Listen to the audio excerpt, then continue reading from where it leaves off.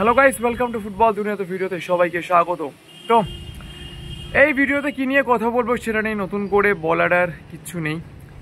তোমাদের আবারও অ্যাপুইয়া রিলেটেড কোশ্চেনের অ্যান্সার দিতে আসলাম। যে অ্যাপুইয়াকে নিয়ে এই মুহূর্তে বলা যায় ইন্ডিয়ান ট্রান্সফার মার্কেট সরগরম, এবং যে অ্যাপুইয়ার ব্যাপারে প্রতি মুহূর্তে তোমাদেরকে আপডেট দিয়ে গিয়েছি। তো সেই জন্য অনেক রকম ভুল কথা, অনেক রকম রং রিমার্স চারিদিকে ছড়াচ্ছে। তো সেই ব্যাপারে কালকে আমি একটা কমিউনিটি পোস্টও করেছিলাম, সেখানেও পুরো ব্যাপারটা ক্লিয়ার করে দিয়েছিলাম। ইভেন তারপরে কালকের 12:15টার সময় বাড়ি ফিরেও কিন্তু আমি তোমাদের জন্য কালকে লাইভে এসেছিলাম। তার কারণ আমার ভিউয়ার্সদের জন্য, আমার সাবস্ক্রাইবার্সদের জন্য এটা আমার কমিটমেন্ট। কিন্তু আজকে সকালবেলা যখন মেসেঞ্জারটা খুলি সেখানেও দেখলাম প্রায় 500টারও বেশি মেসেজ অ্যাপুইয়াকে নিয়ে। তো পুরোপুরি তোমাদেরকে ব্যাপারটা ক্লিয়ার করে দিচ্ছি, তোমাদের কয়েকটা স্পেসিফিক কোশ্চেনের একদম ধরে ধরে অ্যান্সার দিচ্ছি। যারা সবসময় কন্ট্রোভার্সি পছন্দ করবে, যারা সব কিছুতেই বলবে ফেক, যারা সবসময় বলবে বাজার গরম করা কথাবার্তা, তাদের নিয়ে আমি কোনো কথা বলবো না। তার কারণ তাদেরকে যাই বলি না কেন তারা একই রকমই অ্যান্সার দেবে। কিন্তু যারা সত্যিই জানতে চাও কী হচ্ছে, তাদেরকে কয়েকটা পয়েন্ট ধরে ধরে একদম আনসার দিয়ে দিচ্ছি। আমি আগে কি বলেছিলাম, এখন কি বলছি। প্রথমত, এমবিএসজি অর্থাৎ মোহনবাগান সুপার জায়ান্ট কি অ্যাপুইয়াকে পাওয়ার জন্য রেসে নেমেছে? তো কালকে লাইভেও এই প্রশ্নটা অনেকেই করেছো। ইভেন কয়েকটা জায়গা থেকে এরকম কথাবার্তা শোনা যাচ্ছে, কিন্তু সত্যি কথা বলছি, আমি তোমাদেরকে বারবারই একটা জিনিসের ওপর খুব ফোকাস করতে বলি। যখন একটা ডিলে হয় না, ওই ডিলাইং টাইমটাতে অনেক রকম কথাবার্তা শোনা যায়, অনেক রকম কথাবার্তা রটিয়ে দেওয়া হয়। দেখো, প্রথমত একটু লজিক্যালি ভাবো। অ্যাপুইয়া গেম টাইম চাইছে, এমবিএসজিতে গেলে সে কিন্তু গেম টাইম পাবে না। তার কারণ মোহনবাগান সুপার জায়ান্টে অনিরুদ্ধ থাপা রয়েছে, দীপক টাংরি রয়েছে, অভিষেক সূর্যবংশী রয়েছে, যাকে ফিউচার প্রসপেক্ট ভাবা হচ্ছে। তো সেখানে অ্যাপুইয়া গেলে তিনি কতটা গেম টাইম পাবেন সেটা নিয়ে তার নিজেরও ডাউট থাকার কথা। তো অ্যাপুইয়ার যেটা মেন লক্ষ্য গেম টাইম এবং এএফসিতে খেলা এটা পূরণ হলেও কিন্তু গেম টাইমের ব্যাপারে মোহনবাগান সুপার জায়ান্ট তাকে কোনো অ্যাসুরেন্স দিতে পারবে বলে আমার তো মনে হয় না। ইভেন কালকের বিকেলবেলা পর্যন্ত আমার যত সোর্সেস রয়েছে সেখান থেকে যে আপডেট পেয়েছি, মোহনবাগানের তরফ থেকে সেরকম যে কোনো স্ট্রং ইন্টারেস্ট এসেছে এরকমটা আমি অ্যাটলিস্ট শুনিনি, অন্য কেউ শুনতে পারে। অন্যদিকে ইস্টবেঙ্গল কি করেছে? ইস্টবেঙ্গল অ্যাপুইয়ার জন্য সব কিছু করেছে। দিয়ামান্তাকোসের ডিলের ব্যাপারে তোমাদেরকে বলেছিলাম যখন ডিলটা কনফার্ম হয়ে যায়, যে দিয়ামান্তাকোসকে ইস্টবেঙ্গলটি কী কী অফার করেছে। এইটুকু আমি তোমাদেরকে একদম দায়িত্ব নিয়ে বলছি, ইস্টবেঙ্গলের তরফ থেকে অ্যাপুইয়ার কাছে যা যা অফার করা হয়েছে সেইটা ইন্ডিয়ান কোনো ক্লাবের পক্ষে কালকের বিকেল পর্যন্ত করা পসিবল ছিল না। তারা কিন্তু করেনি, এবং বেস্ট অফার অ্যাপুইয়ার কাছে গিয়েছে। ইস্টবেঙ্গলের তরফ থেকে নতুন করে করার কিছুই নেই। বারবার যে লাইনটা আমি বলছিলাম সেটাই কিন্তু তোমাদেরকে আবারও বলবো, ইস্টবেঙ্গলের তরফ থেকে করার কিছুই নেই। নেক্সট কোশ্চেন হচ্ছে, মুম্বাই সিটি কি কোনোভাবে বাধা হয়ে দাঁড়াতে পারে? আচ্ছা, খুব ইম্পর্টেন্ট জায়গা তোমাদেরকে ক্লিয়ার করে দিচ্ছি।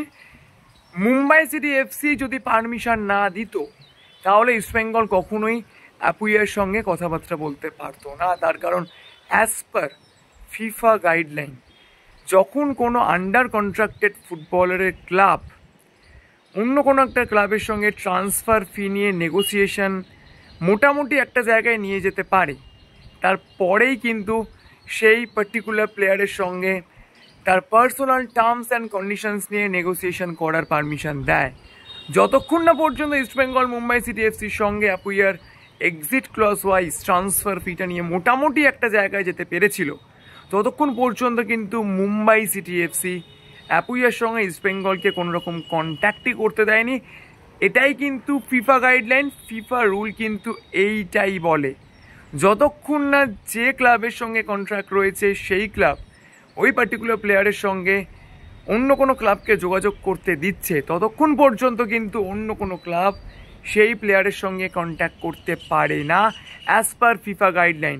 তো মুম্বাই সিটি এফসির সঙ্গে ইস্টবেঙ্গলের ট্রান্সফার ফিটা নিয়ে নেগোসিয়েশন যখন 80% ডান হয়, তখনই কিন্তু ইস্টবেঙ্গল অ্যাপুইয়ার পার্সোনাল টার্মস অ্যান্ড কন্ডিশনস নিয়ে কথা বলতে পেরেছে। অর্থাৎ অ্যাপুইয়াকে না ছাড়ার পেছনে মুম্বাইয়ের ইন্টারেস্ট সেরকম কিন্তু মানে বাধা হয়ে দাঁড়াবে এইরকমটা নয়। তার কারণ মুম্বাই সিটি এফসি পারমিশন দেওয়ার পরেই কিন্তু ইস্টবেঙ্গল অ্যাপুইয়ার সঙ্গে পার্সোনাল টার্মস অ্যান্ড কন্ডিশনস নিয়ে নেগোসিয়েশনে যায়। তো এইবার নেক্সট আরও একটা ইম্পর্ট্যান্ট ব্যাপার তোমাদেরকে যেটা বারবারই বলেছিলাম, যেহেতু ট্রান্সফার উইন্ডো আজ থেকে খুলেছে, অ্যাপুইয়া চাইলে আজ থেকে সই করতে পারে। একটু লজিক্যালি ভেবো, বিভিন্ন জায়গা থেকে বিভিন্ন রকম কথাবার্তা শোনা যাবে। কালকের রাত 12টা পর্যন্ত কিন্তু অ্যাপুইয়ার ইস্টবেঙ্গল কেন অন্য কোনো ক্লাবে সই করার কোনো পসিবিলিটি নেই। দিয়ামান্তাকোসের ডিলের ক্ষেত্রে যেটা হয়েছিল, তাকে প্রি কন্ট্রাক্টে সাইন করানো হয়েছিল। অ্যাপুইয়া যেহেতু অন্য কোনো ক্লাবের সঙ্গে আন্ডার কন্ট্রাক্টেড ফুটবলার, তার সঙ্গে কিন্তু প্রি কন্ট্রাক্ট করার কোনো জায়গা নেই। তো সেই জন্য আজকের না হলে অ্যাপুইয়া কখনোই সই করতে পারবে না। তোমাদেরকে এটা কালকে লাইভেও বলেছি, তার আগের প্রত্যেক কটা ভিডিওতে বলেছি যে ইস্টবেঙ্গল অ্যাপুইয়ার জন্য সব কিছু করে ফেলেছে, তার personal terms and conditions agree হয়ে গিয়েছে। মুম্বাই সিটি এফসির সঙ্গে তার ট্রান্সফার ফি নিয়ে ডিল ডান, কিন্তু সাইন করা কাল পর্যন্ত কোনোভাবেই পসিবল নয়। কারণ সাইন আজকের পর থেকে ইন্ডিয়ান ট্রান্সফার উইন্ডো খুলছে, আজকের পর থেকেই করা পসিবল, বোঝা গিয়েছে। তো বল পুরোপুরি অ্যাপুইয়ার কোর্টে। এইটুকু বলতে পারি, ইস্টবেঙ্গল কোনো সেকেন্ড অপশনই আপাতত ভাবছে না। জিকসন সিং, সাহিল চাপড়া এরা রয়েছে। অ্যাপুইয়া সাইন করবে কিনা সেটা একমাত্র অ্যাপুইয়ার ব্রেন জানে। আমাদের কাজ ডিলটা কোন জায়গায় গিয়েছে, কোন জায়গায় দাঁড়িয়ে আছে, ইস্টবেঙ্গল কী কী করেছে সেইগুলো তোমাদেরকে বলে দেওয়ার। তো পরিষ্কার বলে দিচ্ছি, ইস্টবেঙ্গলের তরফ থেকে নতুন করে আর কিচ্ছু করার নেই, সইটা অ্যাপুইয়াকেই করতে হবে।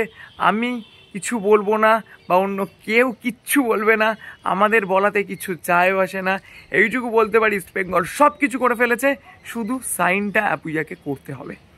তো আশা করি তোমাদের ডাউট ক্লিয়ার করতে পেরেছি। যদি ভিডিওটা ভালো লাগে লাইক করে দিও, আর মনে করে আমার চ্যানেলকে সাবস্ক্রাইব করতে ভুলো না, কারণ সবসময় বলি তোমরা সাবস্ক্রাইব করলে আরও ভালো ভিডিও, কোনো মোটিভেশন পাওয়া যায়। তো চলো এখন কোথাও এই পর্যন্তই, দেখা হচ্ছে পরের ভিডিওতে।